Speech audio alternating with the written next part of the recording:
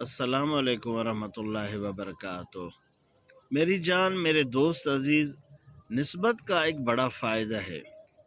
حضرت شیخ جلال الدین رومی علیہ رحمہ اپنی مایہ ناز کتاب مثنوی مولوی مانوی میں ایک واقعہ بیان فرماتے ہیں۔ وہ کچھ یوں ہے کہ حضرت انس بن مالک رضی اللہ تعالیٰ عنہ میرے حضور کے صحابی ہیں، حضور کے خادم ہیں، حضور کی 10 سال خدمت کی ہے۔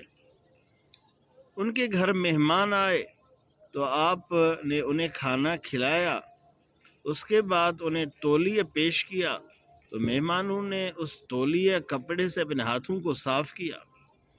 تو حضرت انس رضی اللہ تعالیٰ عنہ نسبت کے فوائد کو سامنے بیان کرنے کی غرض سے، عیان کرنے کی غرض سے اس تولیہ کو، اس کپڑے کو آگ میں، تنور میں ڈال دیا تو وہ بالکل صاف ہو گیا، روشن ہو گیا۔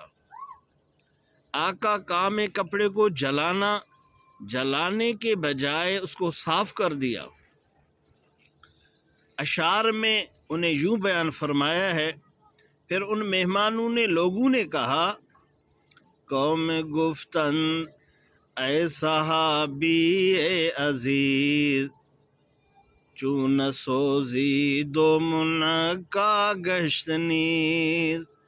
ان قوم والوں نے، مہمانوں نے صحابی عزیز، پیارے صحابی حضرت انس کو عرض کیا، حضور اس آگ نے اس کپڑے کو، اس تولیہ کو جلایا نہیں بلکہ اسے روشن صاف کر دیا۔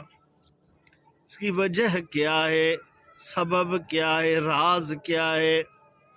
حضرت انس رضی اللہ تعالیٰ فرماتے ہیں، گفت روز مصطفیٰ دست و دہاں، گفت روز مصطفیٰ دست و دہاں، پس بمالی دندری دستار خواں، پس بمالی دندری دستار خواں۔ فرمایا نسبت کا ایک فائدہ ہے۔ ایک دن حضور صلی اللہ علیہ وسلم اس تولیہ میں اپنے ہاتھوں کو صاف کیا۔ اس تولیہ کو، اس کپڑے کو حضور کے ہاتھ لگے، منہ مبارک لگائے، تو اس لیے اس آگ نے اس کو جلایا نہیں بلکہ اسے صاف کر دیا۔ یہ وہ کپڑا ہے میرے حضور کا، انہیں دہن مبارک لگائے، ہاتھ مبارک لگے ہیں۔ شیخ جلال الدین رومی رحمۃ اللہ علیہ اس واقعے کو بیان کرنے کے بعد فرماتے اے دل ترسند از نار و عذاب، اے دل ترسند از نار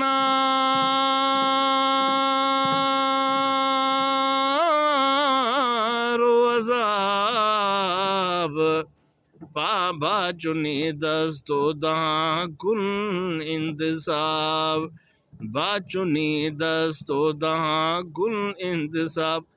اے دل ڈرنے والا، اللہ کا خوف رکھنے والا، آخرت کی آگ سے ڈرنے والا، اگر آپ کے دل میں خوف ہے، اگر تو ڈرتا ہے تو پھر ان لوگوں کے ساتھ، ان ہاتھوں کے ساتھ، ان منہ والوں کے ساتھ اپنا نسبت جوڑ دے، جن کے ہاتھوں کے نسبت کی وجہ سے، منہ کی نسبت کی وجہ سے تولیہ نہ جلے، کپڑا نہ جلے۔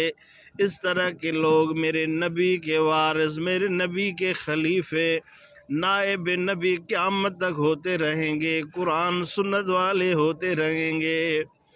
جلال الدین رومی فرماتے ہیں، اس طرح کے نائب نبی لوگوں کے ساتھ میرے بھائی، میری جان، اللہ کا خوف رکھنے والا شخص ان لوگوں سے اپنا نسبت جوڑ دے۔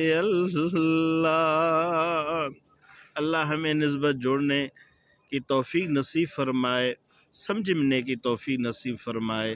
والسلام، خدا حافظ۔ اللہ